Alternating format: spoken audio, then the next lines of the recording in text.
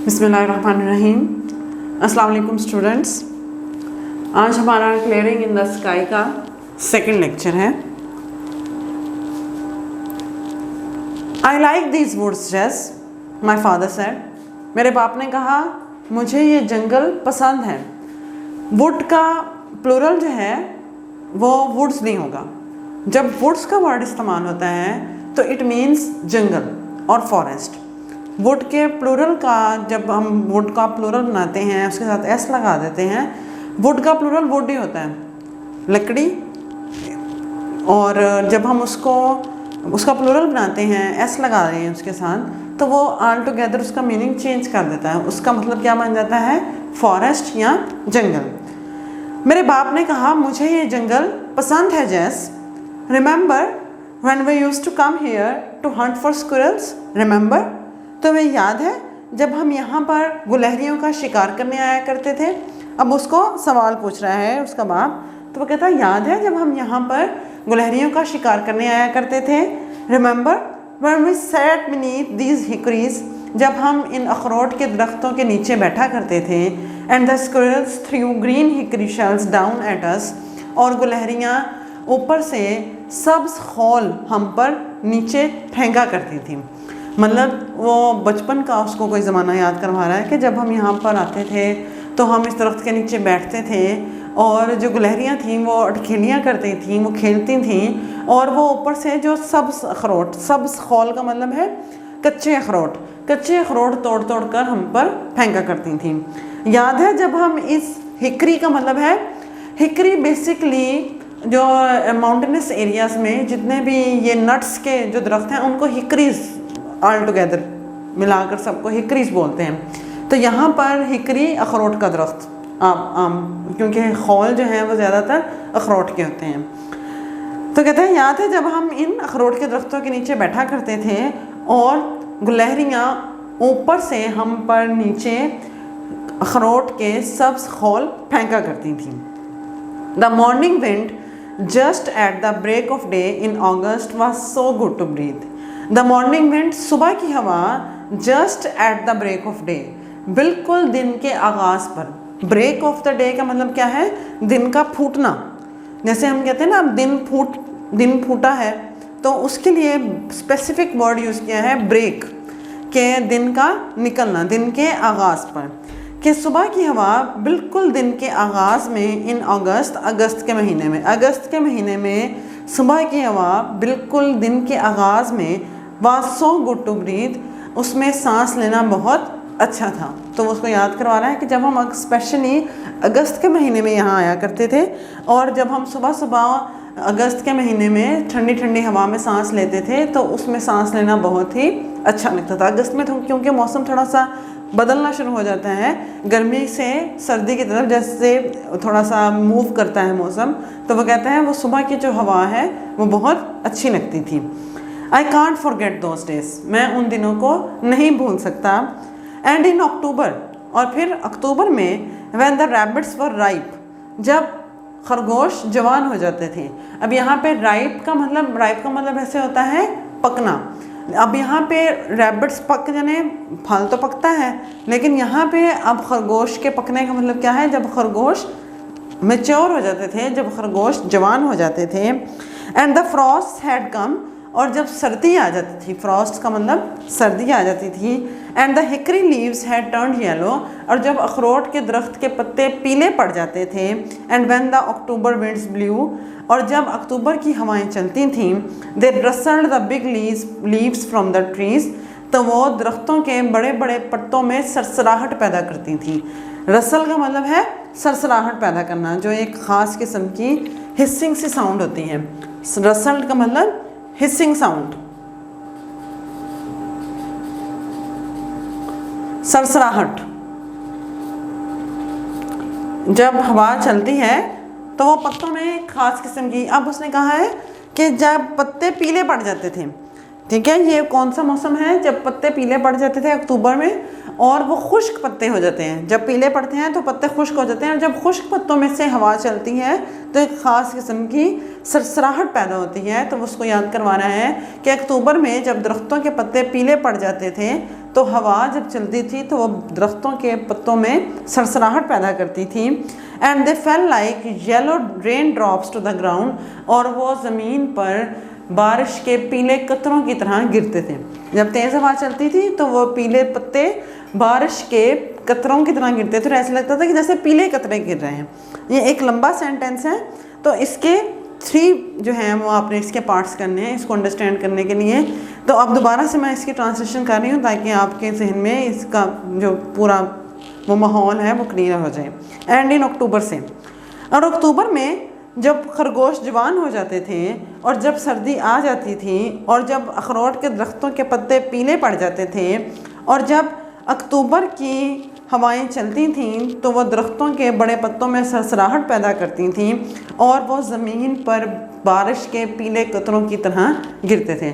अब आप देखें एंड लगाकर राइटर ने एक लंबा सेंटेंस बनाया है ताकि एक इमेज जो वो बिल्ड करना चाह रहा है वो आपके जहन में क्लियर हो, कि आप क्लियर कर सकें कि वो एक सीन पोर्ट्रे कर रहा है और वो सीन पोर्ट्रे उसने एक ही सेंटेंस में किया है, उसमें एंड का बार बार इस्तेमाल करके।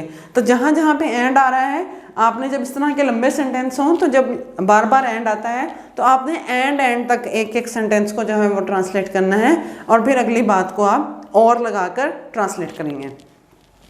रिमेंबर, याद करो। ही सेड, उसने कहा, looking at me with his pale blue eyes, उसने मेरी तरफ अपनी पीली नीलगू आंखों से देखते हुए कहा। पेल ब्लू, पीली नीलगू, जो कलर पहले आता है जब इस तरह के 2 कलर्स का इस्तेमाल होता है तो जो कलर पहले आता है इसका मतलब है ज़्यादा डोमिनेट वो कलर कर रहा है, और जो कलर बाद में लिखा जाता है इस तरह के एक्सप्रेशन आगे भी काफ़ी ज़्यादा आएंगे। तो पेल ब्लू का मतलब है पीली नीलगू, के मतलब पीली आंखें हैं, येलो जैसे गोल्डन सी, और उसके अंदर ब्लू कोई धारी होगी या ब्लू कोई थोड़ा सा टच होगा उसके आई बॉल के अंदर। तो पीली नीलगू आमतौर पर अंग्रेज़ों की इस तरह की आंखें ही होती, इस तरह की आंखें होती हैं। तो पेल ब्लू का मतलब पीली नीलगू, ठीक है। ब्लू को आप नीलगू कहेंगे, पीली नीलगू।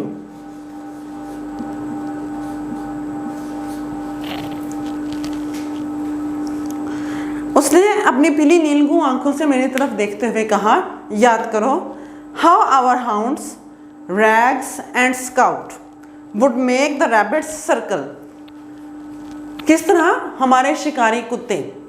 अब रैग्स और स्काउट ये क्या है, ये उन शिकारी कुत्तों के नाम हैं। ये बिल्कुल वही बात है जो हमने इससे पिछले लेक्चर में लिटिल सैंडी रिवर्स के हमने ट्रांसलेशन करते हुए कहा था।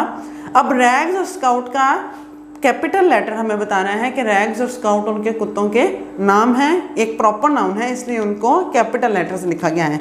तो वो कहते हैं, याद करो कैसे हमारे शिकारी कुत्ते, हाउंड्स जो हैं वो स्पेशल वर्ड है जो शिकारी कुत्तों के लिए ही इस्तेमाल किया जाता है। तो कहता है कैसे हमारे शिकारी कुत्ते, कौन कौन से, रैग्स और स्काउट, ये उनके नाम हैं। आप इसको रैग्स और स्काउट ही लिखेंगे। कैसे हमारे शिकारी कुत्ते रैग्स और scout would make the rabbits circle, वो कैसे खरगोश के चक्कर लगवाया करते थे, ठीक है। खरगोश के पीछे भागते थे तो खरगोश अपनी जान बचाने के लिए भागते फिरते थे।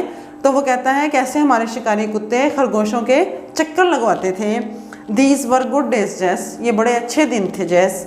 That's why I remember this mountain, इसलिए मुझे ये पहाड़ याद है।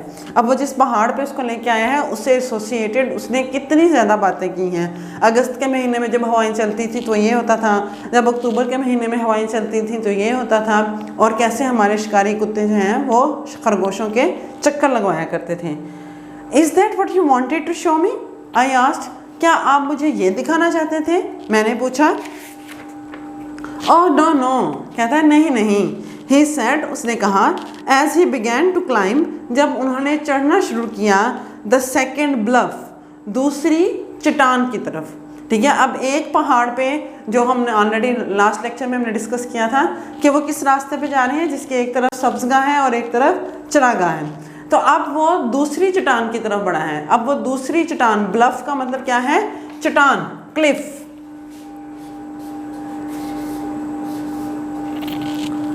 जो ज़्यादा ढलवानी होती है उसको ब्लफ कहते हैं।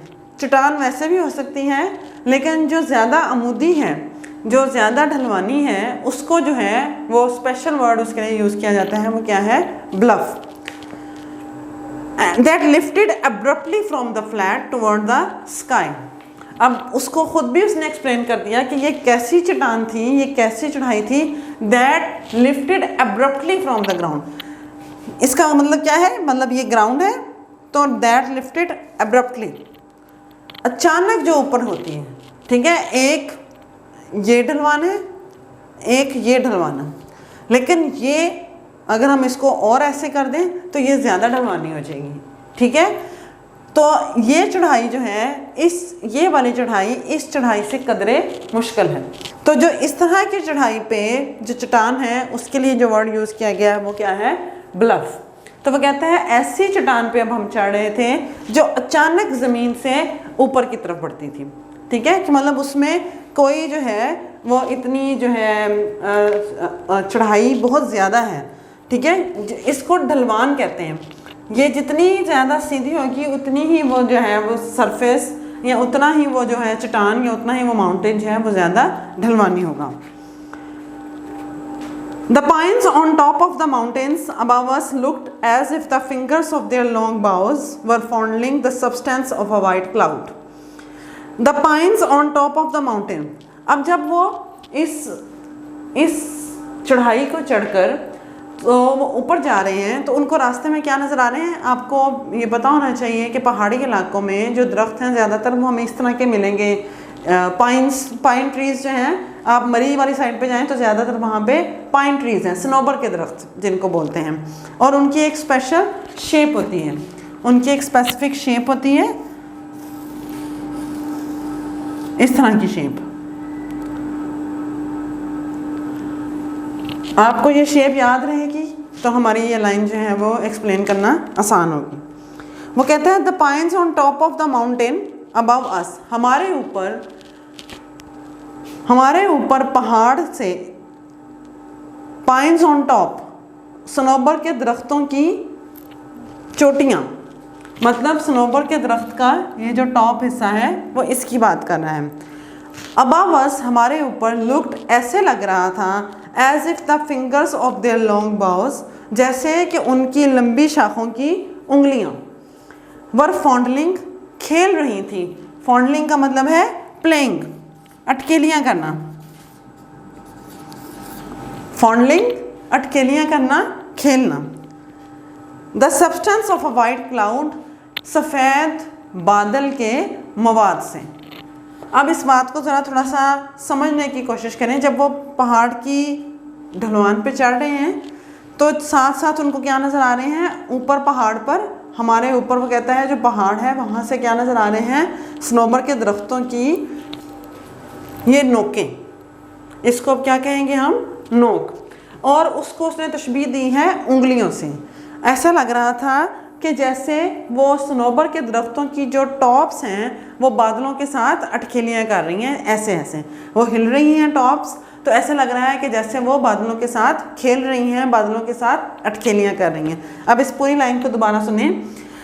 हमारे ऊपर पहाड़ पर सनोबर के दरख्तों की शाखें, ऐसे लग रहा था कि जैसे लंबी लंबी उंगलियां हों और वो सफ़ेद बादल के मवाद से खेल रही हों।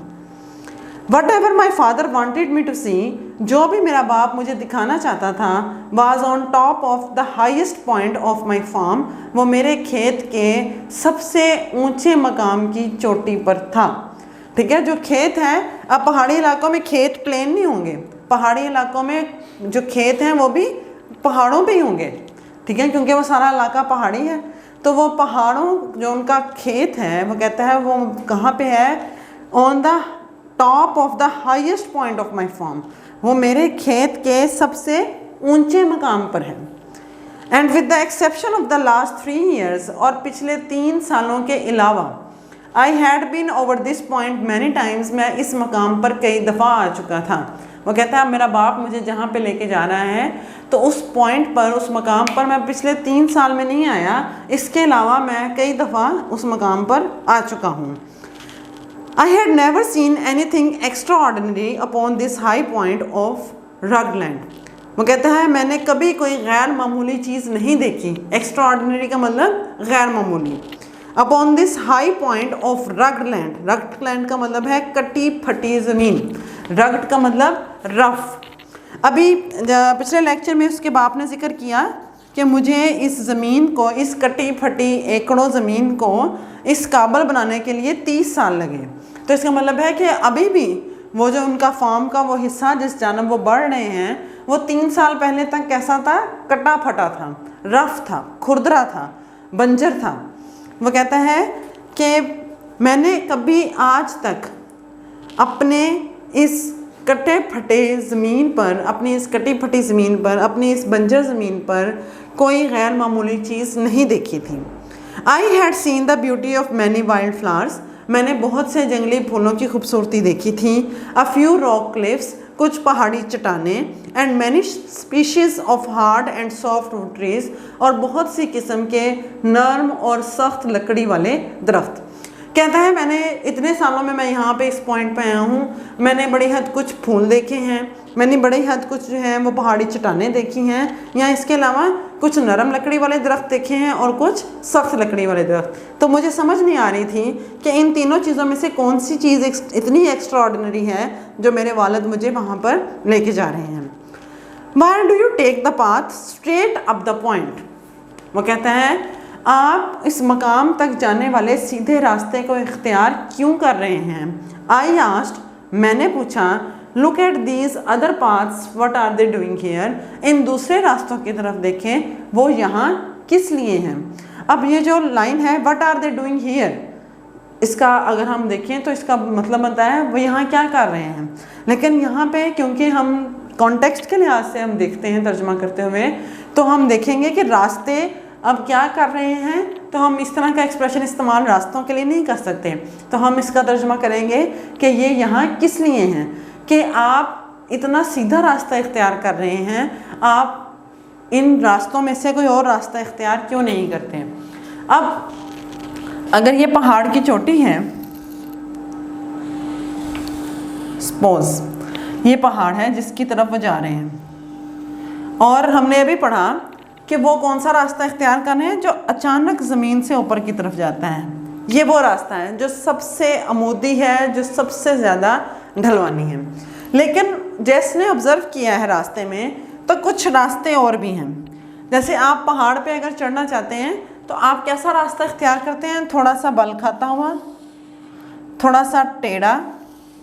तो कुछ रास्ते ऐसे भी उसको नज़र आ रहे हैं जो साइडों से निकल रहे हैं। और अगर आप ये रास्ता इख्तियार करते हैं तो आप ज़रा इस बात को देखें, आप अगर यहाँ से ये गोल रास्ता इख्तियार करते हैं, ये कदरे आसान है चढ़ना, और आप अगर इसको इख्तियार करते हैं फिर आप इधर से यूं घूम कर आएंगे और फिर आप पहाड़ पर चढ़ जाएंगे। ठीक है, और वो रास्ता कैसा होगा? चढ़ने में आसान लेकिन थोड़ा लंबा रास्ता होगा। ठीक है, अब वो देख रहा है काफ़ी रास्ते हैं। कुछ रास्ते जो हैं वो मतलब ज़्यादा ढलवानी है और कुछ कम ढलवानी है। मतलब कुछ पे चढ़ना बहुत ही आसान है, कुछ पे उससे मुश्किल है, कुछ पे उससे मुश्किल है। जैसे स्टेप्स बने हुए हैं रास्तों के, आसान फिर मुश्किल फिर मुश्किल, तो उसको काफ़ी ज़्यादा रास्ते जो हैं वो नज़र आ रहे हैं। लेकिन अभी फ़िलहाल जैस और उसके फादर सबसे मुश्किल रास्ते से जा रहे हैं जो बिल्कुल ज़मीन से ऊपर की तरफ एकदम उठता है।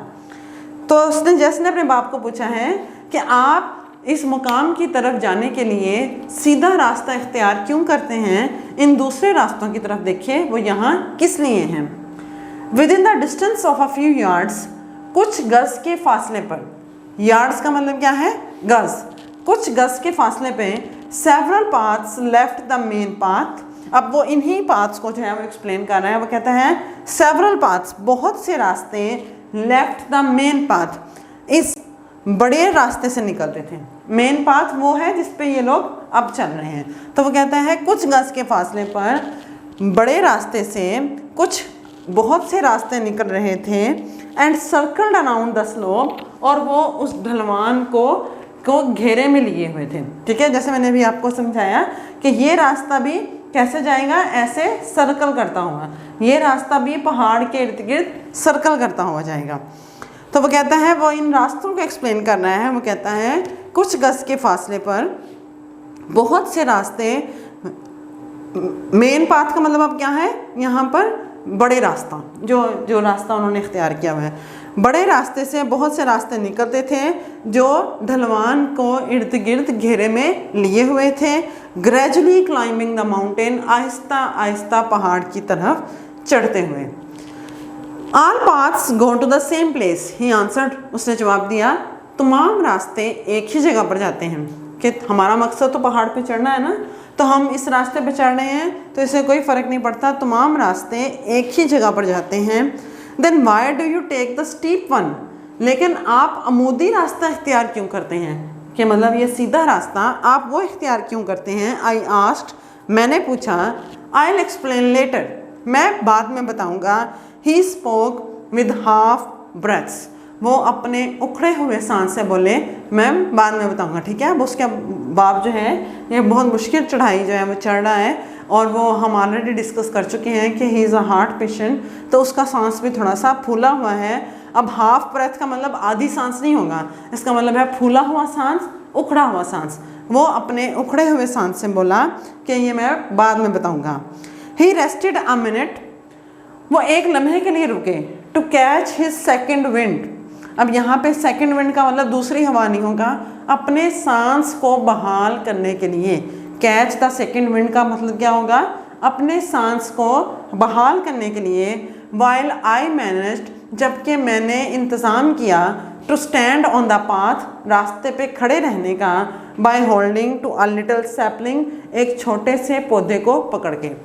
अब ढलवानी रास्ते पर खड़े होना बहुत मुश्किल होता है, ठीक है। जब आप कभी मरी वाली साइड पे जाएं तो अगर आप जो है वो हाइकिंग कर रहे हैं तो आपने देखा होगा लोग अक्सर स्टिक लेकर उसके स्पॉट से जो है वो चलते हैं। अगर कहीं खड़े होते हैं तो उस स्टिक को जो है वो ज़मीन में जो है वो दबा लेते हैं और उसके सहारे खड़े होते हैं। तो वो कहता है कि मैंने एक छोटे पौधे को, सैपलिंग का मतलब है छोटा पौधा, मैंने एक छोटे पौधे को पकड़ कर खड़े होने का इंतज़ाम किया।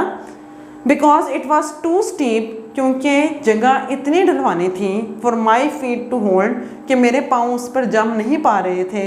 Unless I braced my self, जब तक मैं अपने आप को सहारा ना देता। ब्रेस्ट का मतलब क्या है, सहारा देना, सपोर्टेड। वो कहता है ब्रेस्ट का मतलब आएगा सपोर्टेड। वो कहता है जगह इतनी ढलवानी थी कि अगर मैं अपने आप को सहारा ना देता तो मेरे पाँव जम नहीं पा रहे थे, मेरे पाँव जो हैं वो जम नहीं पा रहे थे। Then my father started to move slowly up the path again. फिर मेरे वालिद ने दोबारा रास्ते पे आहिस्ता आहिस्ता चढ़ना शुरू किया। Supporting himself with his cane, अपने आप को अपनी छड़ी से सहारा देते हुए, अपने आप को अपनी छड़ी से सहारा देते हुए मेरे वालिद ने दोबारा आहिस्ता आहिस्ता चलना शुरू किया। Just a few steps in front of him, उनसे कुछ कदम आगे उनके सामने अ फोक्स स्क्विरल, एक जंगली गुलहरी। फोक्स स्क्विरल का मतलब क्या है, जंगली गुलहरी। क्रॉस द पाथ, उसने उनका रास्ता काटा। And ran up a hickory tree, और एक अखरोट के दरख्त पर चढ़ गई। वो कहते हैं अब हम गुजर रहे थे तो मेरे बाप से कुछ कदम आगे एक जो है जंगली गुलहरी ने उनका रास्ता काटा और वो एक अखरोट के दरख्त पर चढ़ गई। आज के लिए स्टूडेंट्स इतना ही। आपने जो आज का सबसे ज़रूरी काम है वो कर लिया, अगर नहीं किया तो अभी दुरूद पाक पढ़ लें और मेरे चैनल को सब्सक्राइब करें, लाइक करें, अपने फ्रेंड्स के साथ शेयर करें, और मज़ीद वीडियोस के लिए आप इंफॉर्मेशन लेने के लिए मेरे चैनल को देखते रहें। अल्लाह हाफ़िज़।